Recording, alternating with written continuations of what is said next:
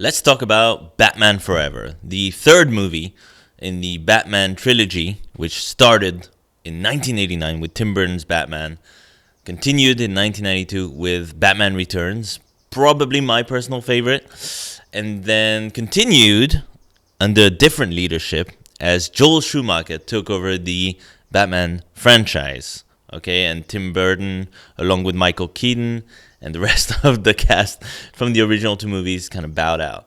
So there were plans by Tim Burton to make another movie after Batman Returns. Those plans were basically scrapped. The only things I can remember from it was we were going to kind of dive back into Billy D. Williams as Two-Face, and like in a real way where he's like the main villain. And we were going to have Marlon Wayans as Robin to Michael Keaton's Batman. None of that happened. Instead, Joel Schumacher not only took over the Batman franchise, but took it in a different direction, his own direction. And that direction, it turns out, was backwards. Which is not to say that was necessarily the worst thing, like a bad or good thing, although it was kind of a not the best thing ever, with more of a 1960s Batman kind of vibe, but whilst still keeping some of what Tim Burton brought to the table. And Batman Forever, it got some decent reviews. It did, it did really well at the box office. But it didn't really have the same impact that the first movie did, the first Batman movie. And critics were a little bit confused, I think, about how to feel about this movie. There's good aspects of it. There's some bad aspects of it. There's some things about this movie that are clearly worse than in the first two Batman movies, and there's some stuff that's still quite good, stuff that Tim Burton was doing in those movies that are still quite good here. Obviously, Batman and Robin, we'll get to that next, is it's a different story altogether.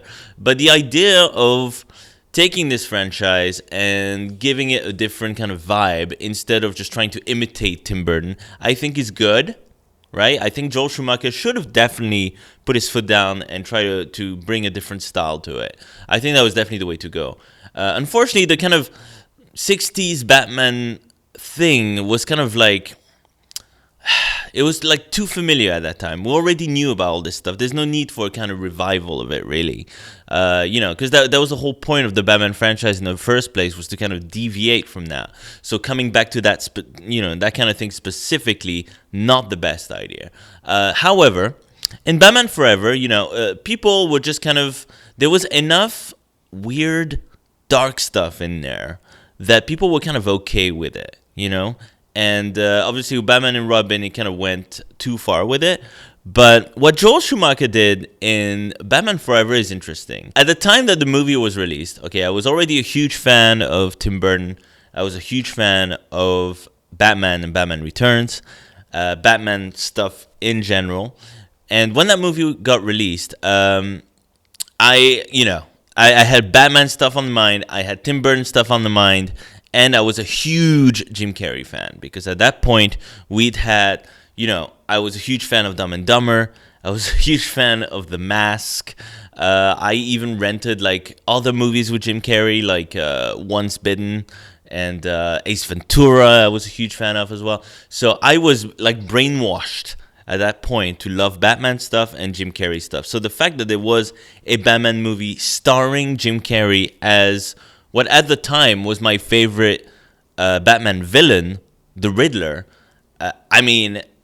What can I say? It's hard to convey the excitement of going into that movie for me personally at the time. And also, you had Batman the Animated Series going on at the time, and the Riddler was really cool in that. He was one of my favorite characters in that as well. And that's the interesting thing about Batman Forever. Like, thinking about it, it's got, by mixing the kind of Tim Burton thing with 60s Batman, you end up with kind of a weird mishmash that is actually akin to the Batman animated series vibe, right? Because there's stuff about the Batman animated series that's very Tim Burton, right? You've got the Danny Elfman theme, you've got the kind of gothic, extreme contrast kind of look of it. It's almost like a 1940s, 1930s setting. But you've also got some wackier stuff in there. You've got some crazy stories. You know, the poisoned fish of the Joker, the freaking man bat, like you know, Clayface. Like you've got a lot of kind of out there stuff in there. Killer Croc, of course. You know, stuff that you wouldn't have seen in those Batman movies, right? Or even in 60s Batman, okay, because it was too hard to do. So I think Batman Forever, and this was a movie I loved when I first saw it. I was obsessed with Riddler and Two-Face. I would draw them. I would like doodle them everywhere I could. I would collect, you know, stuff from that movie that I could find. I absolutely loved that movie. Over time, I've kind of cooled off on it a little bit in terms of, you know, I know this is a... we'll get to the specifics of the movie, but I know this is a flawed movie now, all right? It's not, you know, it's not my favorite Batman movie, and I think it's not many people's favorite Batman movie. It does have its problems. It has some weird stuff in it that's not that positive. You know, I'm still much closer in terms of my the style that I really enjoy in movies to Tim Burton's style than Joel Schumacher's style here, and the way that Tim Burton handled the Batman villains. I like that more than the way that the villains were handled here. But I still really, really like this movie. And it's a weird one because thinking back to it, it's like, man, like, this is so close to just being a guilty pleasure, like a full-on guilty pleasure, you know? Batman and Robin, for me, is a guilty pleasure. Like, I do feel guilty enjoying this movie as much as I do because to say that it has problems is an understatement. Batman Forever, I don't even feel guilty about liking it. I think it's a genuinely enjoyable film. Like it's a really enjoyable film, and not just in a kind of so bad it's good kind of way. I do think it is good. It is good. It does some stuff that's like really well, I feel. Some critical stuff about this movie is done really well. Other stuff, we'll get to that, is a little bit... yeah, it doesn't work quite as well.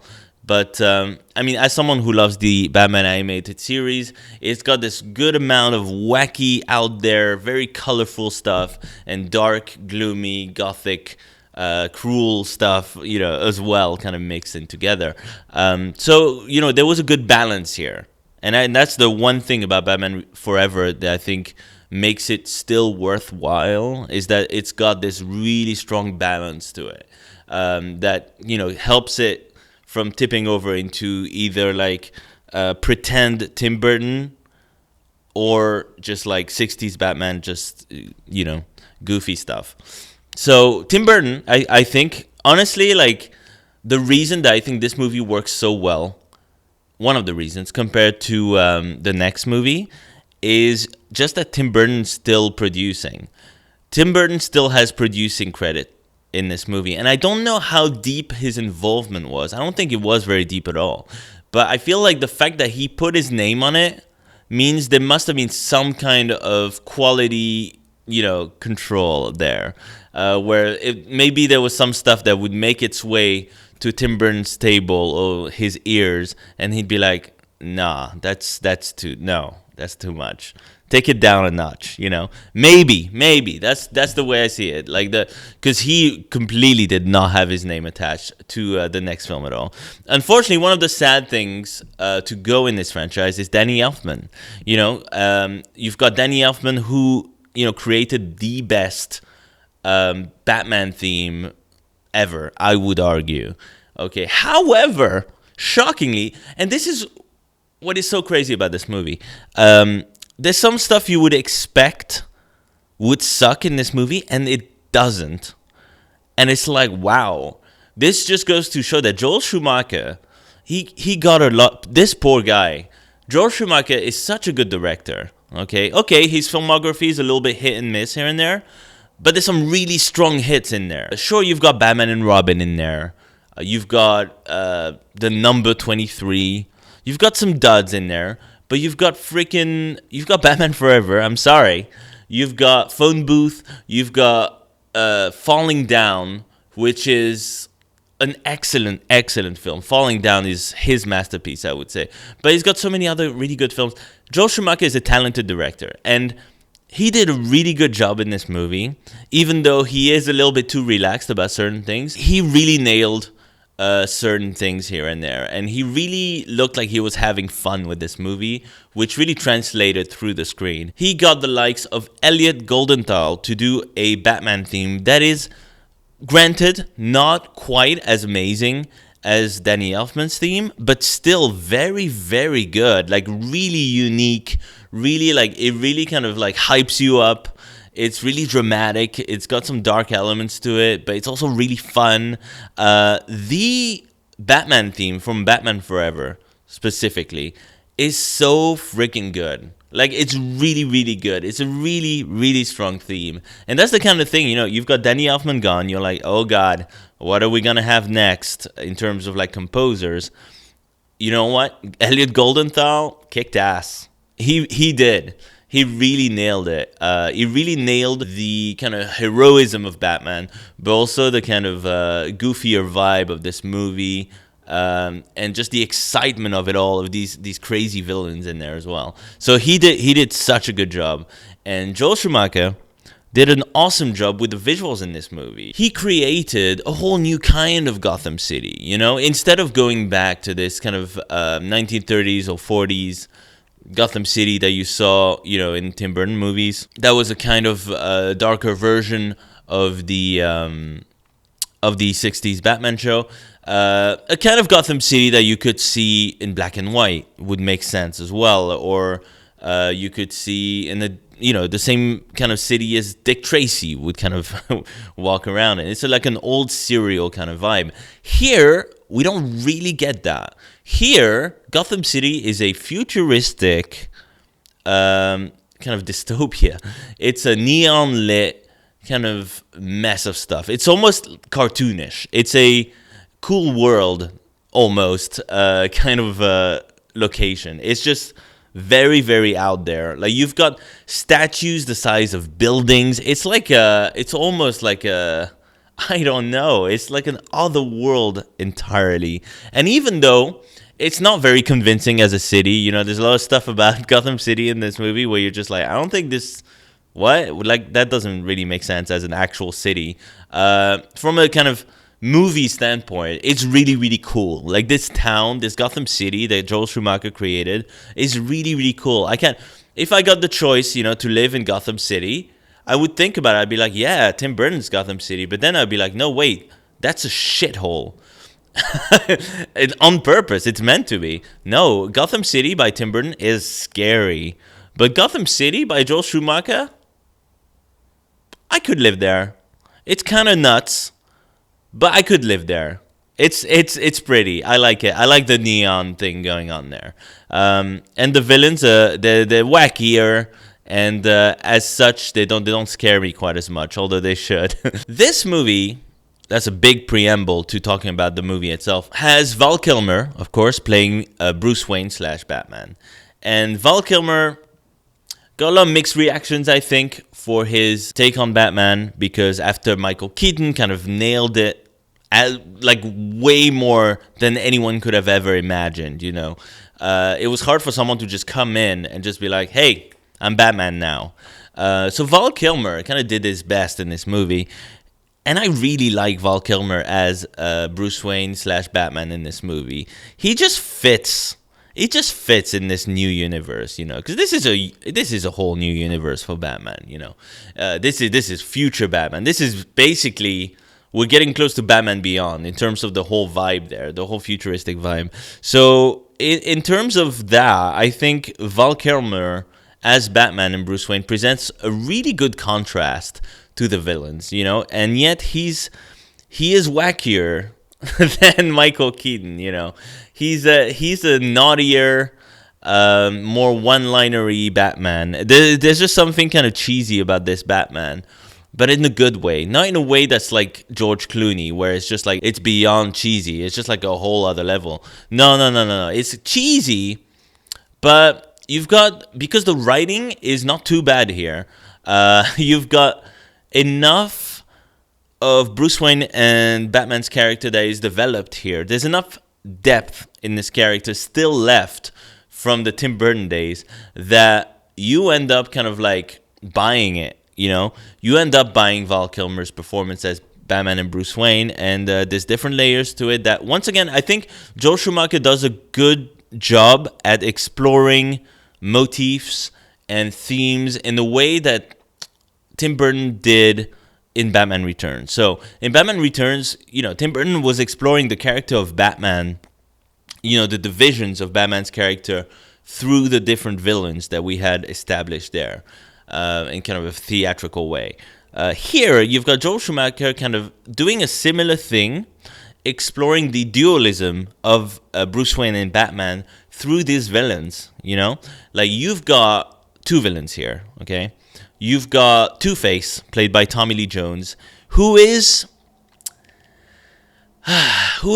not very good in this movie, okay? Tommy Lee Jones, by the way, can I just point out, I have never seen Tommy Lee Jones have this much energy in his life. I don't know what amphetamines or cocaine he was taking for this movie, but it seems a little rich that he gave Jim Carrey some shit back in the day for being too much of a buffoon, okay? When he's acting like this in this movie. He's literally trying to match, Jim Carrey's energy here. And he really doesn't need to, because it's Two-Face. It's not the Riddler. Okay, the Riddler is not typically, the Riddler makes sense as kind of like a slightly more out there, wilder character, okay? Because he is this kind of nerdy guy who finally has his freedom, He can be as smart and as flamboyant as he can be, okay? Two-Face is meant to be a tortured character, pretty dark character, and eventually Two-Face became my favorite Batman villain. But Two-Face is the perfect character to establish, kind of like this theme of dualism. Batman, Bruce Wayne, Two-Face has two faces, literally. Edward Nygma is a mystery, an enigma himself. He's got this kind of genius side of him, but he's also got this weird obsession with Bruce Wayne, This is one of those things that I didn't really pick up on too much when I was a kid watching this movie, but I actually thought growing up was actually pretty clever, is having Edward Nygma have this obsession, with Bruce Wayne, where he goes as far, in one scene, he goes as far as to dress like him and cut his hair exactly like him. And, Jim Carrey is actually, his performance is amazing in this movie. And not just because he's frankly hilarious, okay, and perfect for the role. Like, if you were going to take kind of like the old 60s Riddler and just transport him into kind of a Tim Burton-y modern day movie, you gotta have Jim Carrey, right? Like, he freaking nailed it. But not just for that. There's some subtlety to his performance that I really enjoyed, It's not a very subtle performance at all. It's really wild and out there. But at the same time, it is a really, really good performance, because those little moments when Edward Nygma is awkwardly trying to match, Bruce Wayne's kind of casual, kind of cold demeanor and appearance, and like very slick appearance and kind of serious tone. Jim Carrey's performance really shines in those moments where, because by that point, Edward Nygma's gone. He's the Riddler, okay? But he has to kind of redisguise himself as Edward Nygma when he becomes successful, okay?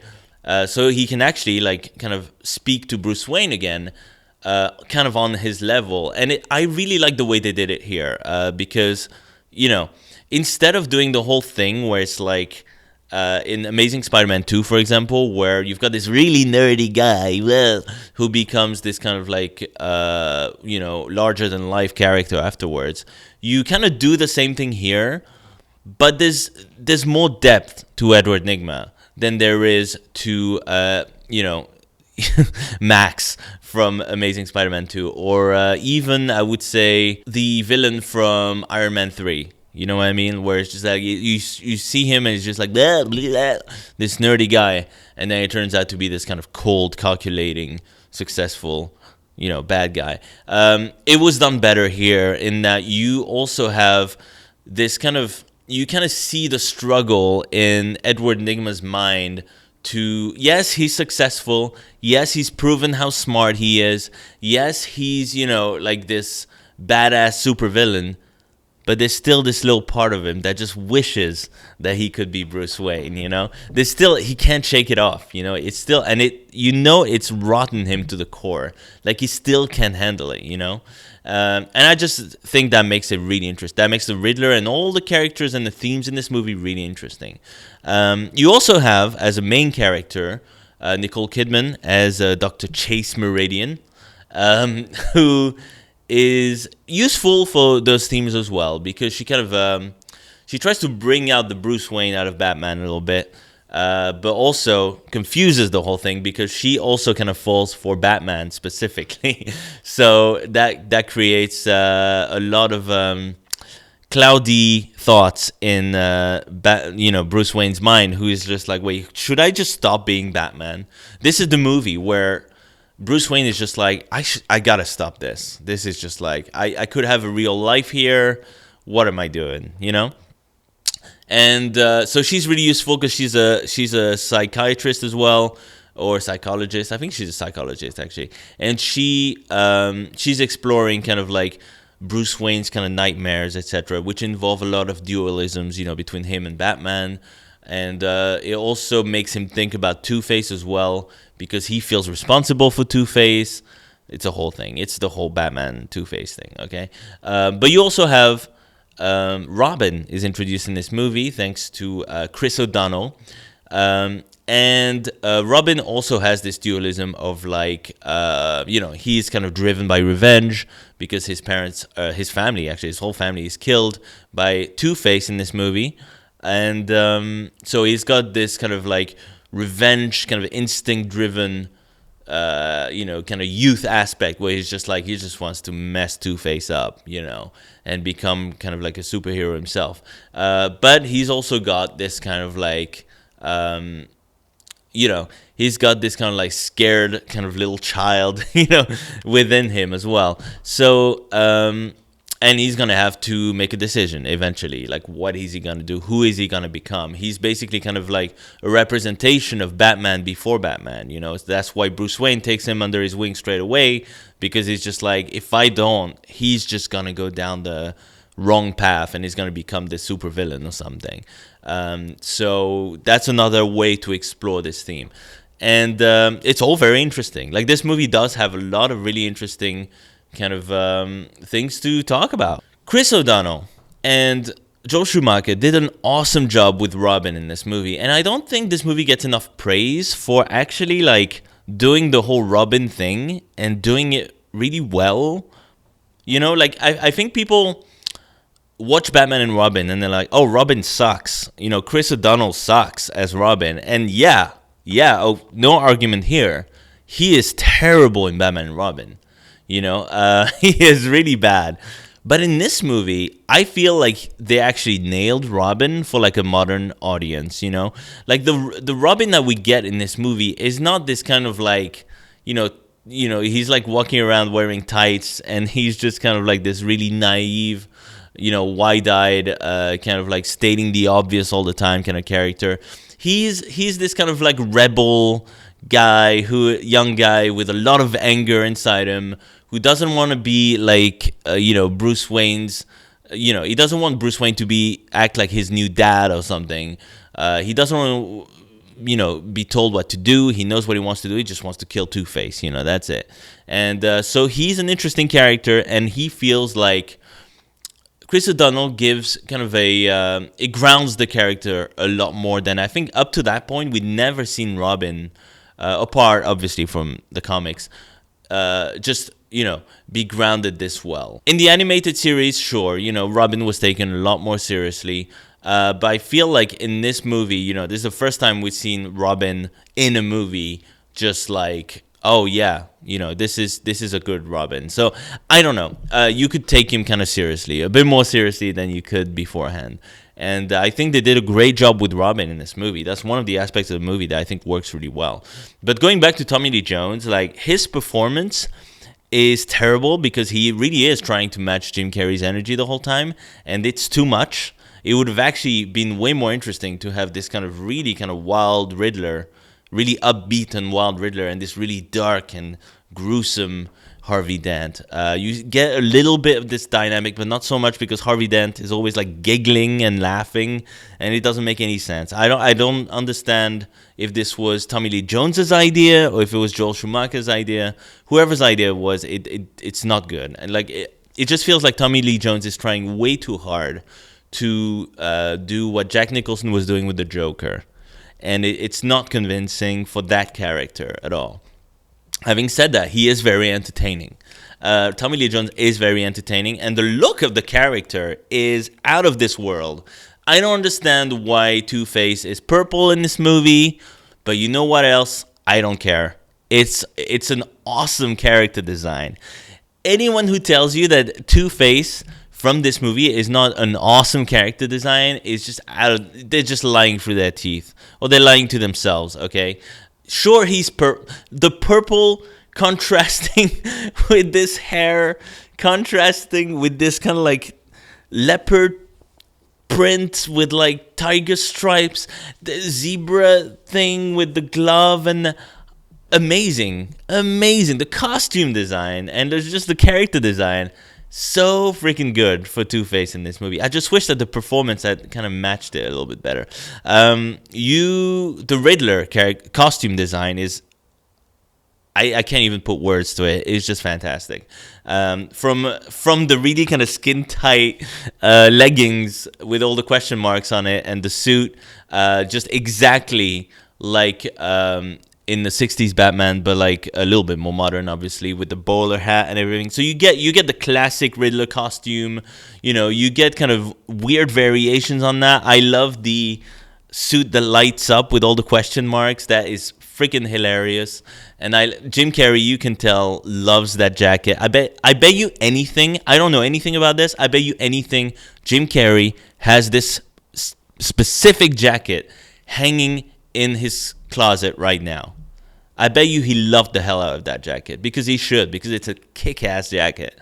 And then you've got this kind of like unitard with all the silver unitard, sparkly all the way, with all these like question marks on it at the end, which is just wild. Just wow.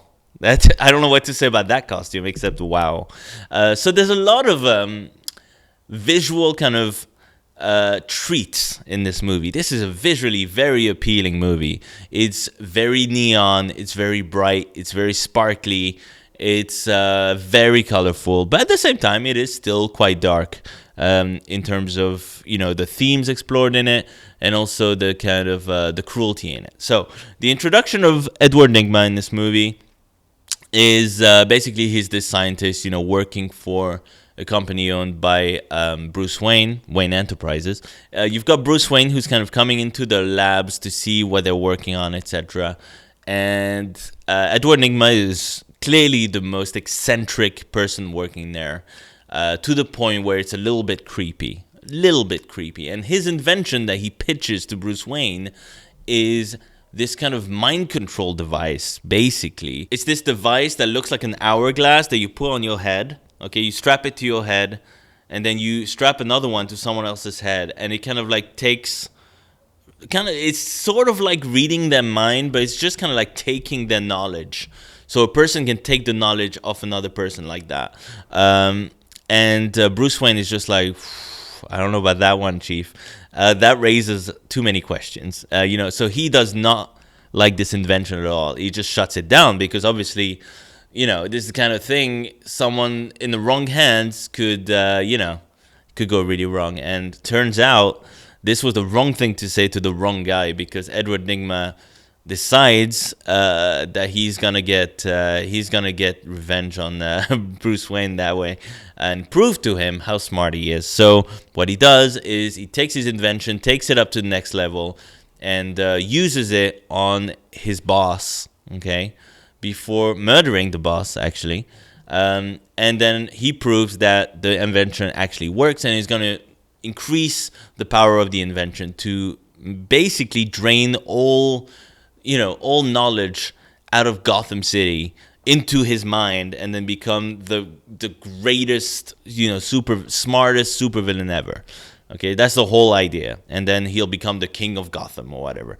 I don't know what his end goal was, just to become the smartest person in Gotham, all right? And he's sending Bruce Wayne creepy riddles. The riddles are creepy in this movie. They kind of creeped me out as a kid, but they were kind of cool as well. Yeah, so that's Edward Nygma, and he decides, you know what?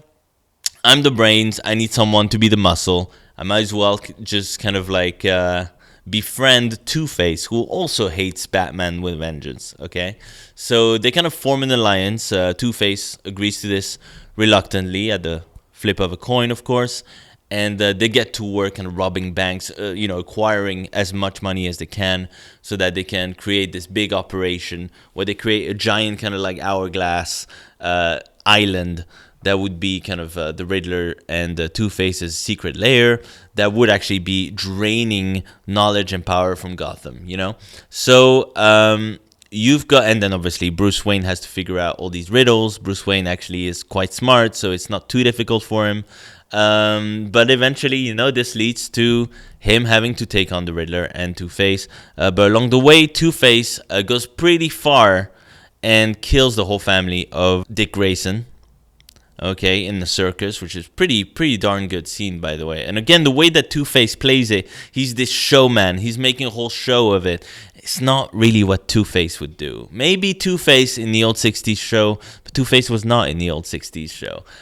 So it feels a little off for that character. But anyway, it feels pretty in character that he would kill Dick Grayson's entire family. But yeah, so that creates a new issue for Bruce Wayne to deal with and kind of delays his confrontation with Edward Nygma. And Edward Nygma is kind of has the upper hand for a while in this movie, where he finds out using his invention that Bruce Wayne is in fact Batman. So then it becomes, how do we deal with that? How do we screw up Bruce Wayne and Batman at the same time, So that's this movie, essentially. And you've got some really cool action sequences in this movie. Like I said, like the circus scene, the scene on the island at the end is really cool. You've got a lot of new Batman gadgets, you got the submarine, you got the plane, you got all sorts of things, okay? You got all sorts of things. The opening sequence is really good, where Two-Face is trying to like rob this big safe, and then he's like there's like a cop that's in the safe, and there's like acid pouring inside the safe, and then it goes on a helicopter, and then Batman shows up and he's like hanging off the helicopter fighting Two-Face. It's a whole thing. This opening like action sequence is actually epic for a Batman movie. Like this is also kind of a very different thing for these movies. At the beginning of Batman Returns or Batman 1989, it didn't start with like this epic kick-ass action scene. Okay, this was a whole new vibe. Okay, this is where these movies really became kind of action movies, where you need a big action hit here, and then you need a big action scene here, and then the whole movie is not, it has a big budget in this movie. I don't know what the budget for this movie is, but it's big. It's big, and it looks expensive, this movie. You've got some pretty decent, honestly, kind of CG in this movie, and very experimental as well for like 1995, and it looks great. Like, honestly, there's no moment in this movie where you're like, oh, that looks like really, really, really bad. It's pretty darn good for the time, And like the scene where like the Batmobile like starts like driving on the roof, on the side of a building and stuff is really, really cool. That's another really good action sequence with Two-Face. And the Riddler is just so freaking entertaining. Just the look of the character, the crazy lines that Jim Carrey is given to say. Jim Carrey is having the time of his life here.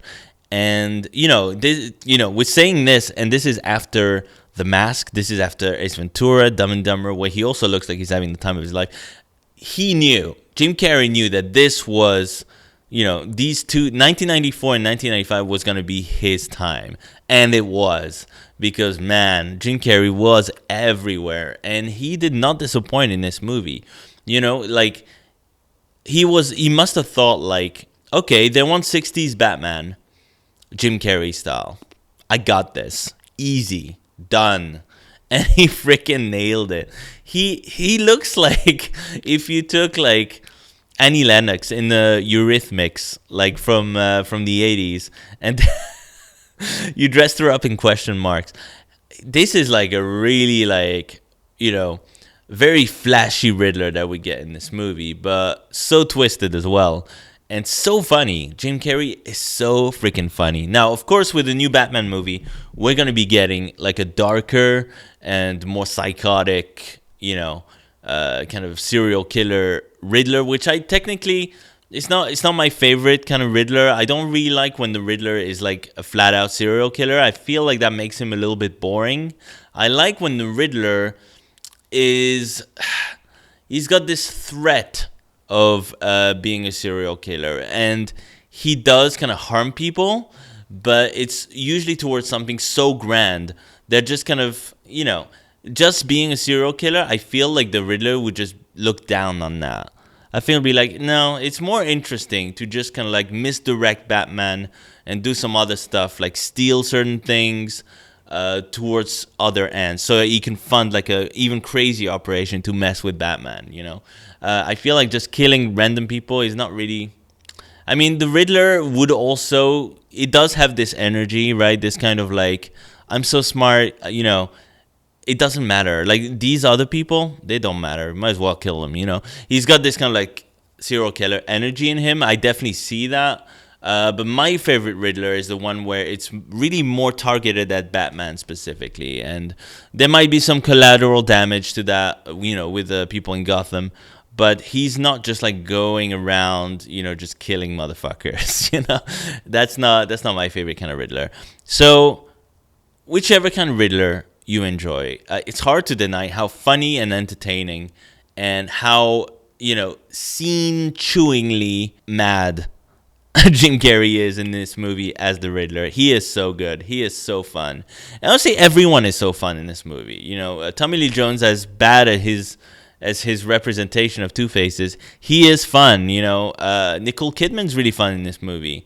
I feel like they should have done more with that character, honestly. I think it's a shame they didn't have returning characters in Batman and Robin. I feel like that might have saved it a little bit. I feel like if we'd had Val Kilmer, Nicole Kidman in Batman and Robin, we would have had maybe a little bit more of a sense of continuation there. It would have made it a little bit easier to not dismiss the next movie, outright. I really like what everyone's doing here. Val Kilmer, I think, gives a very kind of like deadpan performance, but I think it works really well, and he looks good in the suit. People don't really like, Val Kilmer in the suit sometimes, and that's because I think they remember the suit from like the second half, from like the last, half hour of the movie. Okay, in the last half hour of the movie, Val Kilmer has kind of a silly Batman suit. Okay, it's very tight. It's got the butt. It's got the pecs. It's got the nipples. It's got everything. But at the very beginning of the movie, in the first half of the movie, the bat suit is awesome. It's kind of a continuation of the Michael Keaton suit, but streamlined a little bit and modernized a little bit, and it looks great. Like the suit that Val Kilmer has in the first half of the movie is probably my favorite Batman suit today. So I think it's really, really cool. And Val Kilmer pulls it off, Not everyone could pull off that suit. Just like not everyone could pull off the Catwoman suit in Batman Returns, but she did it. We also have some semblance of continuation here with the Tim Burton movies, because Michael Gough is still playing Alfred, which is awesome. And he's still having just as grand old a time as he was having before. And you've got Pat Hingle still as Commissioner Gordon. It's nice to see Pat Hingle still there, but at the same time, it could have been nice to have a different take on Commissioner Gordon, because Commissioner Gordon is really not much of a character in those movies up to that point, and beyond. In Batman and Robin, Commissioner Gordon is basically a buffoon, and I get it, Commissioner Gordon in the old 60s show was not the most the most like memorable character, but in the comics, Commissioner Gordon is super, super important, and by that point had been developed quite a bit. So I think it would have been a nice opportunity to just kind of like keep Michael Gough as Alfred at all cost, all right, because he's awesome. Pat Hingle, maybe recast, but they didn't do that, and he's okay in the movie, but I can barely think of like 2 scenes that he's in. You know, he's just not very memorable anymore. He was better in the first. Pat Hingle really shined in the first Batman movie, and then after that, it was just kind of like a waste. You know, you barely see him you barely see Commissioner Gordon. You know, you forget that he's there even. So that's a shame. This movie's biggest problem, okay, apart from the tone shifts, which go from like 0 to 100, back to 0, back to 100 all the time. This is a very erratic, chaotic movie. You've got a lot of crazy stuff in this movie. Apart from that, you've got the story is a little bit much. Like the whole hourglass box thing that goes on your head and steals knowledge somehow. It's a little weak. It's always felt a little weak. I just don't understand how this would work at all, you know? I wish they would have gone with something a little bit more simple. Something like the Mad Hatter in the Batman animated series, where it's just this kind of microchip. It doesn't have to be inside a hat, obviously. But if it had just been a microchip, something simpler, maybe like a little question mark microchip, like a pin, that you get like drilled into your head or something, that would have been like way more like cool and believable than this weird kind of hourglass. I don't know what the hourglass thing is about. And there's this scene that's always confounded me where the Riddler is just sitting in a chair. Okay, he's like this. He's just sitting in a chair, and there's like a laser, like a green laser beam going into his head, and there's green laser beams coming from Gotham, from people's televisions and stuff, and it's just like knowledge. It's just radio waves of knowledge that somehow go into his head. So he's just sitting there, making faces, and you've got all these like radio waves of knowledge going into his head. I'm like, this makes no sense whatsoever. This makes no sense. And also, I thought the whole point was that Edward Nygma was already very, very smart, right? So the fact that his goal in this movie is to be very, very smart is a little bit dumb. And I guess, you know, you could see that as the point. But is it, though? Because, I mean, the point really is he got greedy, right? He got greedy. He got kind of addicted to his own invention, which is, it's good. You know, it's good. But it's like, I feel like there's a bit more they could have done with that story. It just feels a little bit... You know, this whole hourglass box thing is interesting, and the themes explored with the Riddler specifically are good. It just, yeah, they could have made it a little bit more convincing. Because watching this movie, you don't really feel any threat for the people of Gotham. You know, you're just kind of like, people are just watching television, and then he gets some knowledge from them. All right, who cares? You know, like it doesn't feel like anyone's lives are really at stake, except for that one scene where Robin's family dies, and that's not even the Riddler. But yeah, no, it's a nitpick. Honestly, it's a nitpick. There's other things as well. There's some silly lines in this movie. Do we really need the Riddler to jump around throwing little toy bombs in the Batcave and just screaming joygasm? Probably not. That might be a little bit much. And Jim Carrey, as much as I love the guy, and as much as I love what he's doing here with the Riddler, as much as I love the Riddler in this movie, he's just too much. He is too much in this movie. I think we could have... He's at like 100. I think we could have been okay at like 80%. I think you could have toned it down just a tad, and it would have been even stronger of a characterization. But you know what? He's having fun. We're having fun. It's all good. Same thing with Two-Face. Two-Face, he's at 100 all the time. I could have done with Two-Face, honestly, in keeping with the Two-Face kind of dualism thing, being at 50%. You know, sometimes he's up, sometimes he's down, kind of thing. Sometimes he's Harvey, sometimes he's Harvey. You know what I mean? You don't really get this, but I think they could have explored the really interesting themes in this movie. The kind of the yin and yang kind of idea a lot better if they just kind of like, you know, try to restrain themselves a little bit in terms of the writing and the performances and stuff like that. Altogether, though, this is a really, really enjoyable blockbuster, and it is a little bit more kid friendly. I think kids will definitely be drawn more to this movie. I certainly was. I loved this movie when it came out. They will be drawn to this movie more than something like Batman Returns, no doubt. Probably even the first Batman, honestly. So I understand why they went in that direction. It just kind of made sense from a money point of view, I guess. But yeah, it's definitely a step down from the Tim Burton movies, but it's not, you haven't gone down to ground level. It's a step down, but it's still good. That's how good those first two Batman movies were. They were so good. A step down from that is still darn good.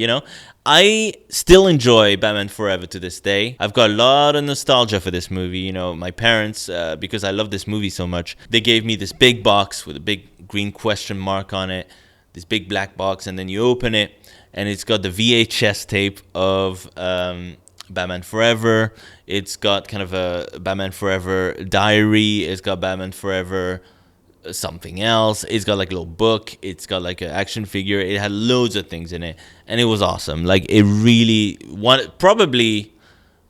definitely one of the best presents I've ever gotten. So I've got some really nice memories as well from the time where this movie came out. So yeah, I've got a lot of nostalgia, a lot of affection towards this movie. I understand it's not as good as the first two movies, and that's why it's not. I've never named it as my favorite Batman movie, but. And I understand people who don't like it. Fine. I get it. I totally get it. It's pretty wacky here and there. One thing I liked about the movie, just a nice little touch, was the doctor at the end of the movie. When the Riddler is in Arkham Asylum, the doctor is called Dr. Burton, which I thought was cute. It's basically kind of Tim Burton is the one who's just kind of like working in Arkham Asylum. I love that. I thought that was a nice little touch. And the ending of this movie is kind of a little bit reminiscent of the ending in Batman Returns as well. So you've got, I think this movie makes a good companion piece with Batman Returns, weirdly. Like, it's strange because it's exploration of the themes of Batman and Bruce Wayne. It's kind of a very kind of similar kind of approach, and the way it ends as well. There's some elements of it kind of feel like the multiple villains kind of thing as well. So, it's a good companion piece, I think. I recommend this movie, okay? I enjoy it to this day. I think it's really, really entertaining. Don't take it too seriously, and I think you'll have a great time with it. It's a great-looking movie. Awesome score by Elliot Goldenthal. Joel Schumacher is having a lot of fun here, and he's created a whole new Batman world, which is not easy to do. And he kind of freaking made it a thing. Like, the world that he's created, this Batman world he's created, this mix of 60s Batman and Tim Burton Batman, is really, really cool. And I think Joel Schumacher deserved a lot more credit for this movie than he got when he was alive. Of course, we'll talk about Batman and Robin another time. But, mad respect to Joel Schumacher for this movie, which when I was a kid was incredible, and to this day I still, I love it. What can I say? All right, see you guys in the next review. Take care.